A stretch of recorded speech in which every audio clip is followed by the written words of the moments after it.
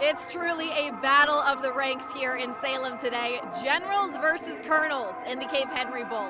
Now, this is only the second time these two teams have faced each other in history, the last of which being nearly 20 years ago. Now, typically in the military, General is the higher rank, but the Colonels have the upper hand coming into today's game with a 7-3 record and a win in last year's Chesapeake Challenge Series. And for the Generals, well, they're looking to get their first bowl game win today. There is vengeance in the eyes of the Generals tonight. This time last year, the University of Lynchburg upset men's soccer at home in Lexington in that ODAC championship game. And tonight, the Generals have the chance to do the same on the Hornets' home turf and bring home their 8th conference title. Back in 2020, the Buccaneers had high hopes for first-round pick Tristan Wirfs. In the offensive lineman's rookie season, he showed all the signs of a future star. And ever since then, he's only cemented that thought. Right now, he is on a trajectory that leads to Canton one day. Certainly not a guy the Bucs want to let slip away and end up with some other team. And more likely than ever, after today, that's not going to happen. The newest owner of the richest contract in Tampa Bay Buccaneers history, Tristan Wirfs. The news broke just before the Bucs took the field for training camp this morning, and Wirfs walked out onto the field to cheers and hugs over the news. After practice, he officially signed his 5-year, $140 million contract with his girlfriend, newborn son Julius, and teammates surrounding him. The Washington and Lee men's soccer team is headed back to familiar territory, making their 3rd Final Four appearance in the last 4 years. And I'm joined here by head coach Lumumba Shabazz. Now, coach, this is only your first season with the team, and you are just 2 games away from a national championship. Where's your mind at right now? Really where our focus is. It seems like revenge has been a theme this season. The team beat Lynchburg, who defeated them last year in the conference championship. Now you've got the opportunity to defeat Connecticut College, a team that knocked out the seniors in their first Final Four. What's at stake for them today? And joining me here on field is game MVP Wayme Agbe. Now, Wayme, safe to say tensions were pretty high this game, but you are smiling ear to ear right now. I have to assume it's because of that game-tying goal in the last 2 minutes? Oh, yeah, of course. I mean, The Washington and Lee Generals are bringing home their 8th conference title with a 1-0 upset over the University of Lynchburg. And joining me here on field is senior captain Asa Tukey. Now, Asa, this time last year, the Hornets defeated the team on your home turf, and tonight you guys gave them a taste of their own medicine. How's it feel? It feels amazing. The Washington and Lee women's basketball team is going where they have never gone before, the NCAA Sweet 16 game. Now, I am joined here by 2021 alum and assistant women's basketball coach, Erin Hughes. Now, Coach Hughes, you have given 7 years of your life to this program, 4 as a player, 3 as a coach. What does it mean to you to reach this milestone with a school that you've given so much of your life to?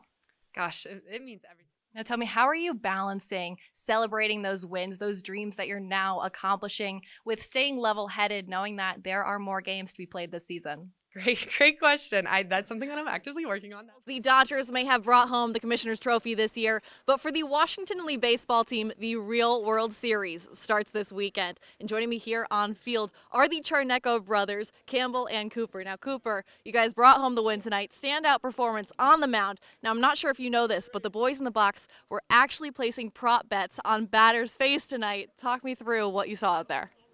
Now, Campbell, I got to talk about the sibling rivalry we saw on the mound. You were just a few feet away from going yard on your little brother. Is there any mercy shown in this matchup? There's never any mercy, you know. The Washington and Lee football team has a new arm leading their offense. That's it. Sophomore quarterback Ty Collins. But his loudest cheers come from the sidelines. Here we go. From his big brother, Tony. Yeah, good arm, Wes. The Generals' defensive line coach. I look at a lot of these guys like little brothers, little mentees, but to actually have one that's, just like actual blood, it's awesome. Despite all the time they spend together on field, many students haven't spotted the sibling resemblance. Most people around here on campus probably still don't know, but I'm usually laid back and I really don't talk that much, and he's out open, and every time he goes somewhere he's talking to anybody and everybody, so it's pretty opposite, yeah. For Ty, knowing his brother would be on the sidelines solidified his choice to come to Lexington. Yeah, it's really exciting having him come out here every day and be able to have especially a familiar face like that. My brother brings the energy for me because sometimes I don't always have it, so having him there always gives me that extra notch. But in true big brother fashion, all Coach Collins wants is to see his little brother succeed as a general. You grow up, you want to see him be better than you, and I get to see that growing process now almost every day. I mean, it's amazing. I tell everybody I'm living the dream. I taught them all I could teach them back then. Now let the professionals handle it. Reporting from Lexington, McKenzie Kane, Rockbridge Report. Now, you've had a number of different partners in the booth, some for decades, and I'm curious, what is the strategy for just building chemistry and keeping it for so long? Yeah, it's a good question. I think it's like any friendship.